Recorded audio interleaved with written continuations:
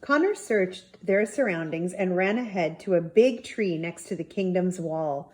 What are you doing? Alex asked. I'm getting inside the kingdom. I'm going to climb this tree and hop over the wall, Connor yelled back at her. He started climbing it at a very quick and determined pace. It's a 30-foot drop on the other side, at least, Alex shouted at him. Come on, Alex, Connor said and gestured for her to follow him. I'm not climbing that tree, she said. You'll climb up Rapunzel's tower, but a tree is out of the question? He asked mockingly. And I shouldn't have done that. I agree, she said, but was ignored. Connor was almost at the top of the tree.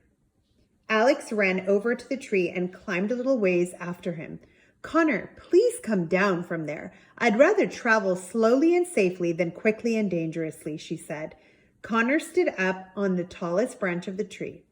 The top of the wall was just a few feet away. I'm going to jump to the wall and see if I can spot a way down, Connor said. Connor, don't be stupid. Climb down right now. You're going to hurt yourself, Alex demanded. Wish me luck, Connor said and prepped himself for the jump. 1, 2, 3. Connor jumped off the tree branch and soared toward the wall. No, Alex yelled. He had jumped a little too hard. He missed the wall by a few inches and flew over it head first. Alex! Connor bellowed as he fell. She heard a large thump from the other side, but she couldn't see anything. Connor! Alex screamed. Connor, are you all right? Connor, are you alive? She was hysterical. Alex clambered up the tree faster than any animal she had ever seen in any documentary. Connor, answer me, she pleaded. Can you hear me? Are you hurt? Alex heard laughter just as she reached the top of the tree. On the other side of the wall, she saw Connor lying safely on a big stack of hay. Hi, Alex, Connor said with a big smile on his face. Connor, you scared me half to death, Alex shouted. I know, it was so entertaining, Connor said. Do you really think I would have jumped if I didn't see something to land on? I'm glad you're alive, so I can kill myself. Sorry, I have to read that again. I'm glad you're alive, so I can kill you myself, Alex said.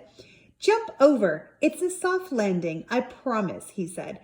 Fine, Alex said. She carefully tossed him her bag before jumping over the fence. Connor was right. The landing was soft. They were covered in hay and they brushed it off each other. Take a look at this place, Alex said as she and Connor journeyed into the Red Riding Hood kingdom. They felt as if they had entered another dimension all over again. They were rolling hills of farmland for as far as they could see. Cows and sheep were grazing across the fields. Shepherds with curved staffs and shepherdesses in large bonnets attended to the animals with their dogs. Everything's so peaceful here, Alex said. I feel like I'm in a nursery rhyme.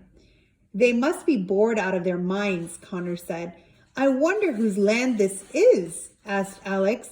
A few moments later, Alex got her answer. They passed a big wooden sign stuck in the ground that said, Bo Peep Family Farms.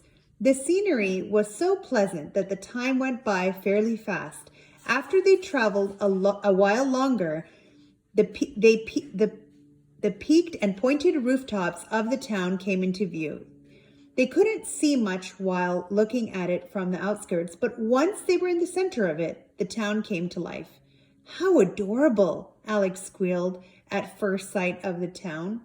It was so dainty and picturesque that they felt like they were in a theme park. It was filled with the tiny cottage homes and shops made of bricks or stone walls and hay roofs. A bell in the steeple of an old schoolhouse rang. Many staff-carrying men and bonnet-wearing women, like the ones they had seen in the fields, walked about the town, pulling goats and sheep along with them. Among the many stores and shops were the Henny Penny Bank, Jack Horner's Pie Shop, and Patty Cake Bakery. The Shoe Inn, just adjacent to the main town, was a boot of gigantic proportions turned into a working hotel. In the very center of the town was a grassy park that hosted several memorials and monuments. Alex was doing mental backflips at the sight of each.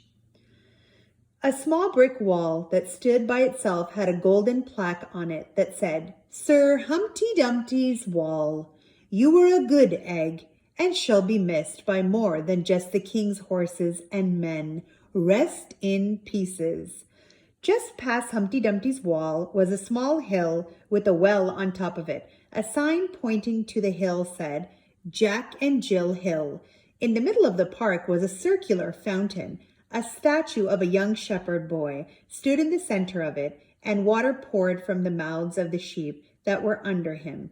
The carved dedication of the fountain read, "In memory of the boy who cried wolf. You were a liar, but you were loved." The twins were so enthralled by everything that they were getting strange looks from the villagers and townspeople.